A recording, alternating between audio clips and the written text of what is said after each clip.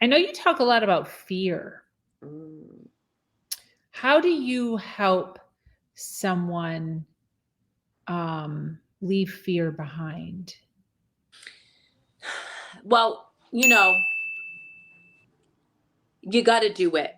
It's kind of like what is it? It's I forget what they call and like anxiety. Anyway, you have to do the thing that scares you. You just have to. So when I boxed, I tattooed, feel the fear and do it anyway. I wasn't not going to be afraid the first time I got in a ring, right? Mhm. But I wasn't going to allow that fear to stop me from doing something I trained really hard to do and I really wanted to do.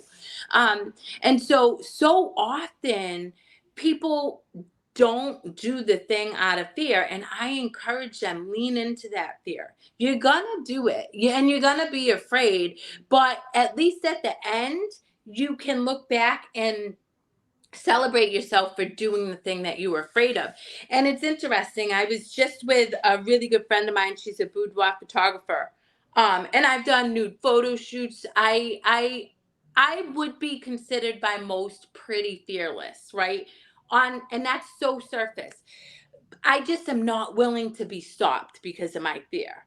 Mm. And as a result, I've done a lot of really cool things. I opened up a multi-million-dollar business with really successful men that intimidated the crap out of me, because here I am, this uneducated by their standard, society standard. I'm obviously educated, but uneducated by their standard woman having to, like you said earlier, that you might challenge my thinking, which I love. Challenge your thinking. That was terrifying. But the fact that I showed up in that arena, despite being fearful and even feeling like an imposter, and holding my own and then being able to help create something, I look back and I'm like, okay, if I can do that, then there's really nothing I can't do. I'm still going to do it. I'm going to be afraid, but I'm going to do it. And my job as a coach, which is why I'm a coach and not a therapist, is I'm going to kick your ass into doing it. I'm not going to let you talk yourself out of it. You're going to do the thing. And sometimes that thing is having a tough conversation. I just Mm. said to my client yesterday, she was put in a really precarious situation at work, and I said, "Well, did you advocate for your needs? No. Have you ever advocated for your needs? No. Okay, so don't you think that it's time for you to start speaking up for what it is you need in your place of work?" Wow. And that alone can be terrifying. And Yeah. this is the thing I want to say about speaking your truth that I really think is very critical to highlight. You will be rejected at times. There will be people who will lambaste you. They will make you feel small, or at least try to. Um, all of that is irrelevant if you show up for yourself. And Mm. that's the most important part of speaking your truth is, um, you know, I to this day put myself out there, right? So I am not afraid to show up in any arena.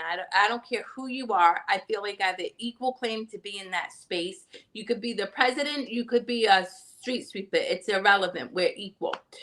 And I oftentimes get rejected, and people really will do their best, particularly when they're operating from fear, to make me feel like I'm not welcome, that I am too bold, that how dare I think I am worthy.